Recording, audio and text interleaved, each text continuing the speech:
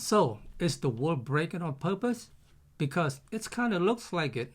Yields are exploding. China just dumped $50 billion in US Treasury bonds. And behind all that noise, something big is becoming obvious. Bitcoin doesn't just survive, it's quietly being positioned as the solution. Maybe, just maybe, none of this is random. Because right now, the US is staring down a huge wall of debt, $6 to $9 trillion of it, that needs to be refinanced this year. Let me explain why the US has to refinance. Just for some of you that don't know yet, the total US national debt is sitting around $36 trillion and climbing, but not all of it comes due all at once. Treasuries are issued with different timelines. Some are 1 year, 3 years, 10 years, and so on. And every time one of those expire, the government either has to pay it back or roll it into new debt. This year, 2025, between $6 to $9 trillion worth of the debt is maturing. That means the US has to refinance it. No choice. But here's the problem. Rates are way higher now. So refinancing this debt isn't just a routine operation anymore. It's a budget nightmare. It's like switching credit cards and suddenly going from 2% to 6% overnight. The payments explode. And that's why the US tries to shake the market with tariffs to bring yields back down and lock in lower rates. And for 4 days, it looks like it might actually work. Then China showed up and nuked the whole strategy. They dumped $50 billion in US Treasury fast. That flooded the bonds market, sent prices crashing and pushing yield right back up. Boom, plan shattered. But here's the part most people miss. Let me explain for some of you who never heard of it. When China sells Treasury, yeah, it hurts the US by making borrowing more expensive, but it also hurt China because they're trading away income-generating bonds for cash, and with inflation and global uncertainty, those dollars may not go far. So both countries take a hit. It's not a win. It's maturely insured damage, like setting fire to both ends of the rope and daring the other side to blink first. So what looks like retaliation might actually be desperation. And this leads to much bigger game. If you want to justify emergency liquidity, massive rate cut, and quantitative easing 2.0, you need a crisis. This might be it. The bond market shakes, yield pumps, the Feds step in. And Bitcoin, it's just sitting there. No yield curve, no central bank, no dilution, just fixed supplies and global access. You reorganize world trade with tariffs. You isolate China.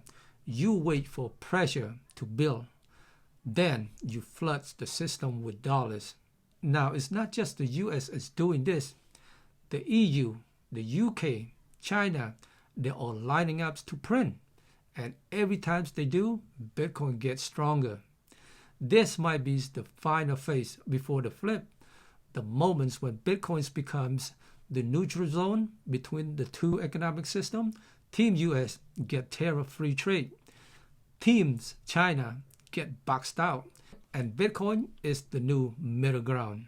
Let's zoom in. Just days ago, the Nasdaq dropped 6% in just one session. The VIX spiked 50%. Bitcoin, it went up. That's not just unusual.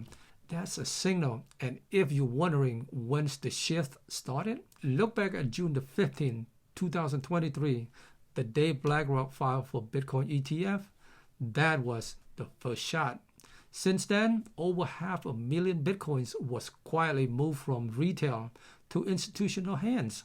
And retails, still distracted, still waiting, still playing small. Here's the truth. Bitcoin doesn't care if you have $5 or $5 million. It only cares that you showed up. Stack what you can, when you can. No pressure to make it. Just make progress. Because when every time Michael Saylor grab another 20,000 Bitcoin, that's 20,000 fewer for the rest of us. It's getting tighter and it's getting louder.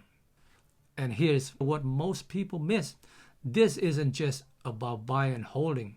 It's about evolving with the system. Institutions are already generating income, some polling 5 to 7% monthly by monetizing volatility with proxy like MSTR. It's early, but it's real. And while regular folks are still hoping for the dips and follow trends, institutions are collecting yield and stacking quietly. This is the first time in history where regular people gets the same rules as the elites. The only difference? When you act. Forget trying to time the market. You're not going to outtrade hedge funds with satellites and AI bots.